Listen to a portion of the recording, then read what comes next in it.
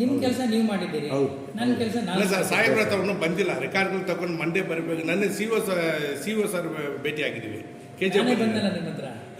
ಇಲ್ಲ ಸರ್, ಅದಕ್ಕೆ ನಿಮ್ಮ ಹತ್ರ ದೇವರೇ ಬಂದ್ಮೇಲೆ ನಮ್ಮ KGF ತಾಲೂಕು ಕಚೇರಿಗೆ ಭೇಟಿ ಮಾಡಿರಲಿಲ್ಲ. ಆ ಕಾರಣಕ್ಕಾಗಿ ತಾಲೂಕು ಕಚೇರಿಗೆ ನಾನು ಅನಿರೀಕ್ಷಿತವಾಗಿ ಭೇಟಿ ಮಾಡಿದೆ. ಮುಖ್ಯವಾಗಿ ನಮ್ಮಲ್ಲಿ ಇಲ್ಲಿ ಅಭಿಲೇಖಾಲಯ ಇದೆ, ರೆಕಾರ್ಡ್ ರೂಮ್. ಈ ರೆಕಾರ್ಡ್ ರೂಮಲ್ಲಿರ್ತಕ್ಕಂಥ ದಾಖಲೆಗಳನ್ನು ಡಿಜಿಟಲೀಕರಣ ಮಾಡ್ತಕ್ಕಂಥ ಒಂದು ಕಾರ್ಯ, ಇದು ರಾಜ್ಯ ಸರ್ಕಾರದ ಕಂದಾಯ ಇಲಾಖೆ ಅತ್ಯಂತ ಬಹಳ ಮಹತ್ತರವಾದಂಥ ಒಂದು ಕಾರ್ಯ. ನಾವು ಅದನ್ನು ಫ್ಲ್ಯಾಗ್ಶಿಪ್ ಪ್ರೋಗ್ರಾಮ್ ಅಂತ ಕರಿತೀವಿ. ಸೊ ಅದು ಯಾವ ರೀತಿ ನಡೀತಾ ಇದೆ ಅಂತ ನಾನು ಇಲ್ಲಿ ತಿಳ್ಕೊಬೇಕಾಗಿತ್ತು, ನೋಡಬೇಕಾಗಿತ್ತು. ನಂಬರ್ 1. ಎರಡನೇದು, ಇದನ್ನು ನಾನು ಇಡೀ ರಾಜ್ಯಕ್ಕೆ ಏನಾದರೂ ಮಾದರಿಯ ಅಭಿಲೇಖಾಲಯ ಮಾಡಲಿಕ್ಕೆ ಸಾಧ್ಯವೇ, ಅಂದರೆ ಮಾಡ್ರನ್ ರೆಕಾರ್ಡ್ ರೂಮ್, ಆಧುನಿಕ ಅಭಿಲೇಖಾಲಯ ಮಾಡಲಿಕ್ಕೆ ಇದನ್ನು ಬ್ರ್ಯಾಂಡ್ ಮಾಡೋಕ್ಕೆ ಸಾಧ್ಯನಾ ಅಂತ ನನಗೆ ಯೋಚನೆ ಬಂದಿತ್ತು. ಸೊ ಹಾಗಾಗಿ ಇದು ಹೊಸ ಬಿಲ್ಡಿಂಗ್ ಆದ್ದರಿಂದ ಮತ್ತು ಇಲ್ಲಿ ತಹಶೀಲ್ದಾರ್ ಒಳ್ಳೆ ಕೆಲಸ ಮಾಡ್ತಾ ಇರೋದ್ರಿಂದ ನಾನು ಇದನ್ನು ರಾಜ್ಯ ಮಟ್ಟಕ್ಕೆ ಇದನ್ನು ಬ್ರ್ಯಾಂಡ್ ಮಾಡಬೇಕು ಅನ್ನೋ ಉದ್ದೇಶದಲ್ಲಿ ಯೋಚನೆ ಮಾಡೋಕ್ಕೋಸ್ಕರ ಬಂದಿದ್ದೀನಿ. ಆಮೇಲೆ ಇಲ್ಲಿ ಏನಾಗಿದೆ, ನಮ್ಮಲ್ಲಿ ಜನ ಸ್ವಲ್ಪ ಕಡಿಮೆ ಇದ್ದಾರೆ ಅಂಥೇಳಿ 6 ಜನ ಡಿಜಿಟಲೈಸೇಷನ್ ಮಾಡ್ತಾ ಇದ್ದಾರೆ. ಅದನ್ನು ಈಗ ನಾವು 10 ಜನ ಮಾಡಲಿಕ್ಕೆ ನಾನು ಆದೇಶ. ಸರ್ವರು ಟೆಕ್ನಿಕಲ್ ಪ್ರಾಬ್ಲಮ್ ಆಗಿದೆ, ನಮ್ಮ ಕಂಟ್ರೋಲ್ ಇರೋದಿಲ್ಲ ಅದು. ಆಮೇಲೆ ಅವರಿಗೆ ಎಕ್ಸ್ಟ್ರಾ ಕಂಪ್ಯೂಟರ್ಸ್ ಬೇಕು ಮತ್ತು ಸ್ಕ್ಯಾನರ್ಸ್ ಬೇಕು ಅಂತ ಹೇಳಿದರೆ ಅದನ್ನ 1-2 ದಿನದಲ್ಲಿ ನಾವು ಅದನ್ನು ಕೊಡಿಸೋ ವ್ಯವಸ್ಥೆಯನ್ನು ಕೂಡ ಮಾಡ್ತೀವಿ. ಇಲ್ಲ, ನಾವು ಕಂದಾಯ ಇಲಾಖೆಯವರು ಸದಾ ನಿಮ್ಮ ಸಮಸ್ಯೆಯನ್ನು ಸ್ಪಂದಿಸಲಿಕ್ಕೆ ಸಿದ್ಧವಾಗಿರ್ತೀವಿ. ಯಾರೂ ಯಾವುದೇ ಕಾರಣಕ್ಕೂ ಮಧ್ಯವರ್ತಿಗಳ ಮೂಲಕ ತಾಲೂಕು ಕಚೇರಿಯಲ್ಲಿ ವ್ಯವಹರಿಸಬಾರ್ದು. ಆಮೇಲೆ ಸುಮ್ಮನೆ ಅವರು ಇವರು ಹೇಳ್ತಕ್ಕಂಥ ಮಾಹಿತಿಗಳು ತಗೊಂಡು ಅಥವಾ ಮೋಸ ಹೋಗೋದು ಅಂಥ ಕೆಲಸಗಳಿಗೆ ಗುರಿ ಆಗಬಾರ್ದು. KGFನಲ್ಲಿ ಸಾಕಷ್ಟು ಜನಸಂಖ್ಯೆ ಜನ ಇದ್ದಾರೆ ಮತ್ತು ಬಹಳಷ್ಟು ಜನ ಬಡವರಿದ್ದಾರೆ, ಕಡು ಬಡವರಿದ್ದಾರೆ. ಅವ್ರದ್ದು ಸಮಸ್ಯೆಗಳನ್ನು ಬಗೆಹರಿಸಬೇಕಾದ್ದು ನಮ್ಮ ಕರ್ತವ್ಯ. ಹಾಗಾಗಿ ಯಾವುದೇ ಸಮಸ್ಯೆ ಇರಲಿ, ಆ ಸಮಸ್ಯೆನ ತಮ್ಮ ಸಂಬಂಧಪಟ್ಟಂಥ ತಾಲೂಕು ದಂಡಾಧಿಕಾರಿಗಳಿರ್ತಾರೆ, ಅವ್ರು ಬಂದು ಭೇಟಿ ಮಾಡಿ, ನೇರವಾಗಿ ಅಧಿಕಾರಿಗಳ ಭೇಟಿ ಮಾಡಿ. ಯಾವುದೇ ಕಾರಣಕ್ಕೂ ಮಧ್ಯವರ್ತಿಗಳ ಮೂಲಕ ವ್ಯವಹಾರಣೆ ಮಾಡಬಾರ್ದು. ಯಾಕೆಂದರೆ ನೀವು ಮಧ್ಯವರ್ತಿಗಳ ಮೂಲಕ ಬಂದರೆ ಅವರು ಡೆಫಿನೆಟ್ ಆಗಿ ನಿಮಗೆ ಮೋಸ ಮಾಡ್ತಾರೆ ಅಥವಾ ನಿಮಗೆ ದಾರಿ ತಪ್ಪಿಸ್ತಾರೆ ಮತ್ತು ಸರ್ಕಾರದ ಮೇಲೂ ಕೂಡ ಕೆಟ್ಟ ಒಂದು ಹೆಸರು ಬರ್ತದೆ. ಅದು ಆಗಲಿಕ್ಕೆ ನಾವು ನಮ್ಮ ಜಿಲ್ಲೆಯಲ್ಲಿ ಬಿಡೋಕ್ಕೆ ತಯಾರಿಲ್ಲ. ಸರ್, ಇದು ಇನ್ಕಮ್ ಸರ್ಟಿಫಿಕೇಟ್, ಕ್ಯಾಸ್ಟ್ ಸರ್ಟಿಫಿಕೇಟ್ ಮಾಡಬೇಕಂದ್ರೆ ನನ್ನ ಫಾದರು ಮುಪ್ಪಾದರು ಅವ್ರದ್ದು ತಗೊಂಡು ಬರಬೇಕಂತ ಒಂದು ಆದೇಶ. ದೊಡ್ಡ ಸಮಸ್ಯೆ ಆಗಿಬಿಟ್ಟೆ ಸರ್, ಅದು ತುಂಬ ಪ್ರಾಬ್ಲಮ್. ಈ ಭಾಗದಲ್ಲಿ ಕೆಲವರೆಲ್ಲ ವಯಸ್ಸಾದವರಿದ್ದಾರೆ, ಅವ್ರ ತಂದೆ ತಾಯಿ ಸರ್ಟಿಫಿಕೇಟ್ನಲ್ಲಿ ವೆರಿಫಿಕೇಶನ್ ಎಲ್ಲ ಮಾಡ್ತಾರೆ. ಇನ್ಕಮ್ ಸರ್ಟಿಫಿಕೇಟ್ ಇಲ್ಲ, ಆ ರೀತಿ ಏನು ಅವರು ಇಲ್ಲ, ಇನ್ಕಮ್ಗೆ ಏನು ಸಮಸ್ಯೆ ಇಲ್ಲ ಸರ್, ಕ್ಯಾಸ್ಟ್ ಸರ್ಟಿಫಿಕೇಟ್ ಮಾತ್ರ. ಇವಾಗ ನನಗೆ ಬೇಕಂದ್ರೆ ನನ್ನ ಫಾದರ್ದು ಇಲ್ಲ ಅದು ನನ್ನ ತಾತ ತಗೊಂಡು ಬನ್ನಿ ಅಂತ. ನಿಮ್ಮ ಕ್ಯಾಸ್ಟ್ ಸರ್ಟಿಫಿಕೇಟ್ ಹೊಸದಾಗಿ ತಗೋಬೇಕಾದಾಗ ವೆರಿಫಿಕೇಶನ್ ಮಾಡ್ತಾರೆ. ನಿಮ್ಮ ತಂದೆಯ ಜಾತಿಯನ್ನು ನೀವೇ ತಗೊಳ್ಳೋದಾದರೆ ನಿಮ್ಮ ತಂದೆ ಸರ್ಟಿಫಿಕೇಟ್ ಕೊಟ್ಬಿಟ್ಟೆ ನೀವು ತಗೋತೀರಿ. ನೀವು ಹೊಸದಾಗಿ ಜಾತಿ ಸರ್ಟಿಫಿಕೇಟ್ ಮಾಡಬೇಕು ಅಂದಾಗ ಆಮೇಲೆ ಈ ಭಾಗದಲ್ಲಿ ಒಂದಷ್ಟು ಸಮಸ್ಯೆಗಳಿದೆ, ಒಂದಷ್ಟು ದೂರುಗಳು ಕೂಡ ಇದೆ. ಕೆಲವು ಜಾತಿಯವರು ಈ ಪರಿಶಿಷ್ಟ ಜಾತಿ ಅನ್ನೋ ಹೆಸರಿನಲ್ಲಿ ಏನೋ ನಮ್ಮ ಜಾತಿ ಸರ್ಟಿಫಿಕೇಟ್ ತಗೊಂಡು ದುರುಪಯೋಗ ಮಾಡ್ಕೋತಾ ಇದ್ದಾರೆ ಅನ್ನೋ ದೂರಿದೆ. ಆ ಕಾರಣಕ್ಕಾಗಿ ಒಂದಷ್ಟು ಪರಿಶೀಲನೆಗೋಸ್ಕರ ವೆರಿಫಿಕೇಷನ್ಗೋಸ್ಕರ ತಹಶೀಲ್ದಾರ್ ಕೇಳ್ತಾರೆ ವಿನಃ ಇನ್ಯಾವುದೇ ಕಾರಣಕ್ಕೂ ಸಾರ್ವಜನಿಕರ ಸೇವೆಯನ್ನು ಕೊಡೋದಲ್ಲಿ ವಿಳಂಬ ಆಗೋದಾಗಲಿ ಅಥವಾ ಸಾರ್ವಜನಿಕರಿಗೆ ಅನಗತ್ಯವಾಗಿ ತೊಂದರೆ ಕೊಡಬೇಕು ಅನ್ನೋ ಉದ್ದೇಶ ನಮ್ಮ ತಾಲೂಕು ಆಫೀಸ್ದಾಗಲಿ ಜಿಲ್ಲಾಡಳಿತ ಇದೆ. ಸರ್, ನಮ್ಮ ಫಾದರ್ ಓದಿಲ್ಲ, ಆವಾಗ ನಾನು ಯಾವ ಸರ್ಟಿಫಿಕೇಟ್ನ ಪ್ರೊಡ್ಯೂಸ್ ಮಾಡೋದು? ನಿಮ್ಮ ತಂದೆ ಯಾವ ಒಂದು ಸರ್ಟಿಫಿಕೇಟ್ ಕೊಟ್ಟಿರ್ತಾರೆ ಅವ್ರ ಹೆಸರಿನಲ್ಲಿ ಒಂದು ಸರ್ಟಿಫಿಕೇಟ್ ಇರಲೇಬೇಕಲ್ಲ, ಯಾವುದೋ ಒಂದು ದಾಖಲೆ ಇರಲೇಬೇಕಲ್ಲ. ನಿಮ್ಮ ತಂದೆದು ಓದಿರಲೇಬೇಕು ಅಂತೇನಿಲ್ಲ, ಓದಿರಲೇಬೇಕು ಅಂತಿಲ್ಲ. ಈಗ ಉದಾಹರಣೆ ಜಾತಿ ಸರ್ಟಿಫಿಕೇಟ್ ಹೇಳ್ತೀರಿ, ಅವ್ರ ಜಾತಿ ಇರ್ಬೋದಲ್ಲ, ಆ ಜಾತಿ ಸರ್ಟಿಫಿಕೇಟ್ ಮಕ್ಕಳಿಗೆ ಬರಬೇಕು ಅಂದರೆ ತಂದೆ ಜಾತಿ ಸರ್ಟಿಫಿಕೇಟ್ ಮಕ್ಕಳಿಗೆ ಬರಬೇಕಲ್ಲ ಸರ್. ಅದಕ್ಕೆ ಕೋರ್ಟಲ್ಲಿ ನಾವು ಅಪ್ಡೇಟ್ ಮಾಡಿ ಕೊಡ್ತಾ ಇದ್ದೀವಿ ಸರ್. ಈ ಥರ ನಮ್ಮ ಫಾದರ್ ಓದಿಲ್ಲ, ಮದರ್ ಓದಿಲ್ಲ, ತಹಶೀಲ್ದಾರ್ ನೋಡ್ತಾರೆ. ಯಾಕಂದರೆ ಅದು ನೋಟ್ರಿ ಮಾಡಿಸ್ಕೊಡ್ತಾರೆ. ನೋಟ್ರಿ ಇಸ್ ನಾಟ್ ಮ್ಯಾಂಡೇಟ್, ಮ್ಯಾಂಡೇಟ್ರಿನಲ್ಲ, ಮೋರ್ ಓವರ್ ಅದು ಡಾಕ್ಯುಮೆಂಟು ಅಲ್ಲ. ಕ್ಯಾಸ್ಟ್ಗೆ ಒಂದು ನೋಟ್ರಿ ಮಾಡಿ ಅವ್ರ ಸೆಲ್ಫ್ ಡಿಕ್ಲರೇಷನ್ ಮಾಡ್ಕೊಳ್ಳೋದು ಕ್ಯಾಸ್ಟ್ಗೆ ಅಥೆಂಟಿಕ್ ಅಲ್ಲ.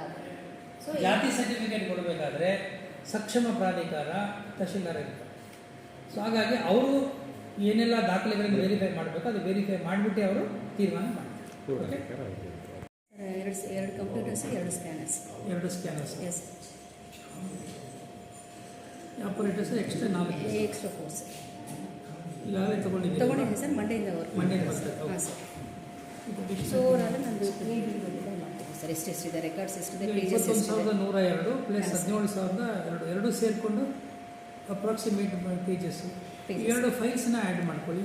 ಟೋಟಲ್ ಫೈಲ್ಸ್ ಇಲ್ಲಿದೆ, ಇದೆ ಇಲ್ಲ. Total pages pages total files 21,102 plus 17,608. Sir, 38,710. See, this is your target, 38,000. 38,710. 710. Yes, sir. ಇದು ಟೋಟಲ್ ಮಾಡಪ್ಪ. ನೀವು ಇನ್ನೊಂದು ಇಲ್ಲಿ you create one more column, ಅದನ್ನು ಟೋಟಲ್ ಮಾಡ್ಕೊಳ್ಳಿ files. Approximate pages A B total ಮಾಡಿ. ಟೋಟಲ್ ಕರೆಕ್ಟ್ ಆಗಿದೆ 88,88,000. Then register, sir. ಇದು ಗ್ರೌಂಡ್ ಏನು G plus L. Sir, That is total ಎರಡು every day process. Every day process. ನಿನ್ನೆ ಎಷ್ಟು? ಅದು ನೆನ್ನೆದೆ ಸರ್ ಅದು. Every day progress. ಇದೆ sir. You put every day progress. ಇದನ್ನ ಒಂದು total number of pages A and total number of files A, total number of files B, total number of page register A, total number of register B, total number of pages. ಇದರಲ್ಲಿ ದಿನ ಹಾಕೊಳ್ಳಿ. ನಿನ್ನೆ ಎಷ್ಟು ತಾರೀಕು? ಈಗ 31 ನೆನ್ನೆ. 4,690. ಇಲ್ಲಿ date ಹಾಕ್ಬೇಕು ನನಗೆ. ಇಲ್ಲ ಇದೇನು ಹಾಕ್ಕೊಳ್ಳಿ ಆಯ್ತಾ? ಇದರೊಳಗಡೆ ಎರಡು ಹಾಕ್ಕೊಳ್ಳಿ. ಒಂದು ಫೈಲ್ಸು, ಒಂದು ಪೇಜಸ್. ಹೌದಾ? ಹಾಂ, ರಿಜಿಸ್ಟರ್ಸ್ ಹಾಕೊಳ್ಳಿ. ರಿಜಿಸ್ಟರ್ ಅದು ಎಷ್ಟು ಅಂತ ನೀವು ನನಗೆ ಅವತ್ತು ದಿನದಲ್ಲಿ ಸಿಕ್ಬಿಡ್ಬೇಕು.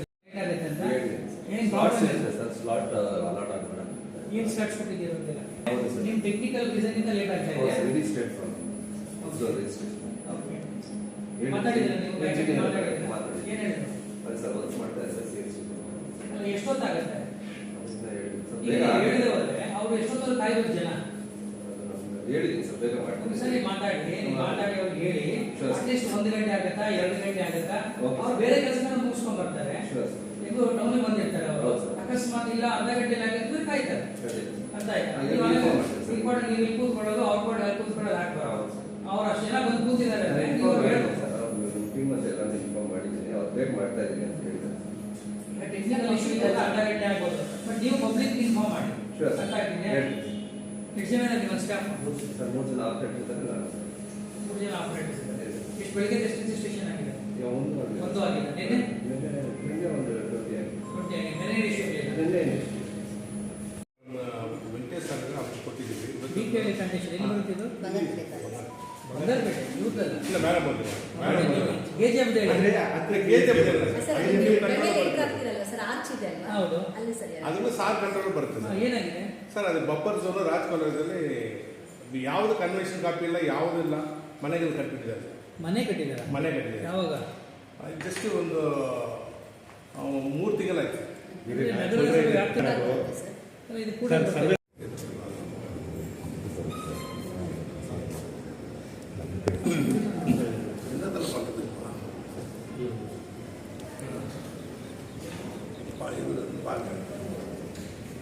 ಈ ವಾಟರ್ ಸ್ವಲ್ಪ ಚೆನ್ನಾಗಿರೋದು.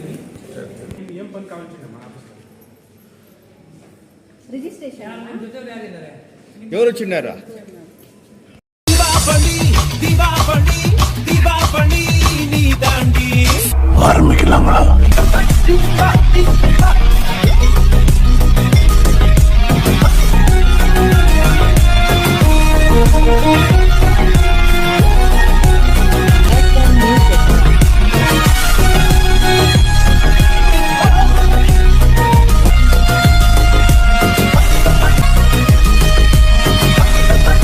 தரம் என்றும் நிரந்தரம், தரம் என்றும் நிரந்தரம், தரம் என்றும் நிரந்தரம். வாங்க.